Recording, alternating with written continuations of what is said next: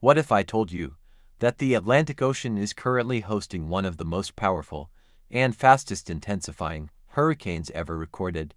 Hurricane Erin, now a monster storm, has stunned meteorologists worldwide. It roared from a modest system to a record-breaking Category 5 hurricane in just over 24 hours, and now it's battering the Caribbean with life-threatening impacts. Today, we're breaking down exactly what's happening, the science behind its explosive growth, and what this means for the Caribbean, the Bahamas, and even the U.S. East Coast.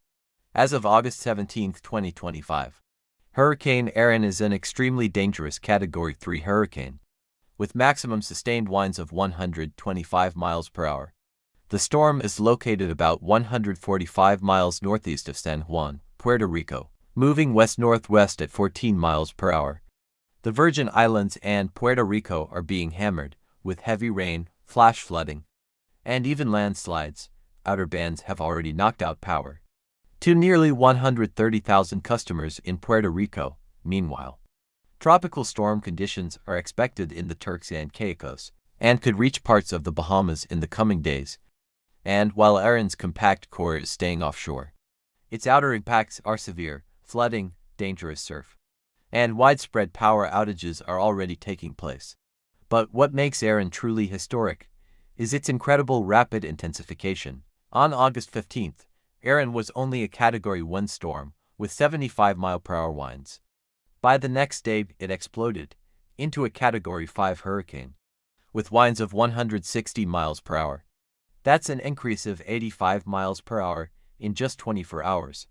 One of the fastest intensification rates ever recorded in the Atlantic before September. Meteorologists say Erin found perfect conditions, exceptionally warm waters, over 85 degrees Fahrenheit, very low wind shear, and a compact, well-structured eye.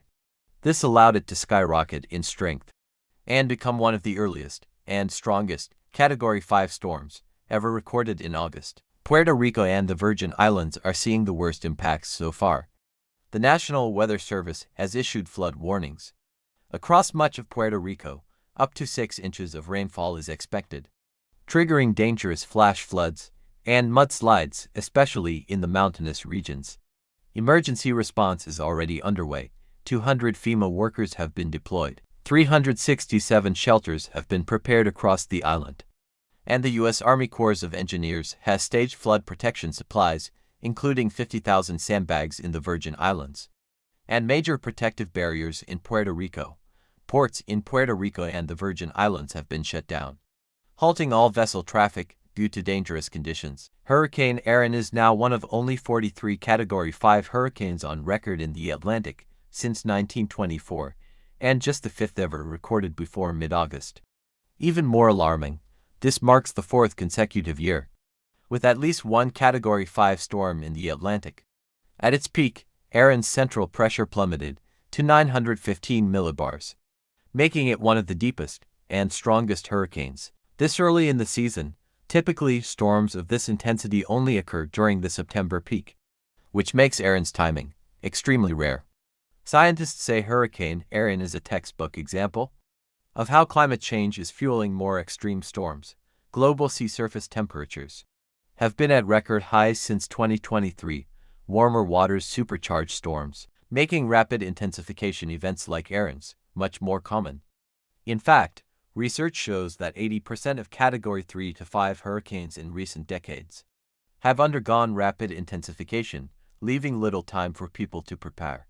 So, where is Erin headed next? Forecast models show Erin curving northward, avoiding a direct strike on Puerto Rico and the major Caribbean islands. But that doesn't mean the danger is over. Erin is expected to double, or even triple, its wind field over the next few days, send life-threatening rip currents and surf across the Bahamas, Bermuda, and the entire U.S. East Coast, and possibly bring strong winds and rough seas to the Carolinas, the Mid-Atlantic, Long Island, and even Cape Cod. The Outer Banks of North Carolina and Bermuda are being told to monitor closely, even without landfall. Dangerous surf and rip currents will impact thousands of miles of coastline. Caribbean nations are showing strong preparedness, with shelters open, flood defenses in place, and emergency teams mobilized. But the challenge remains, communicating risks.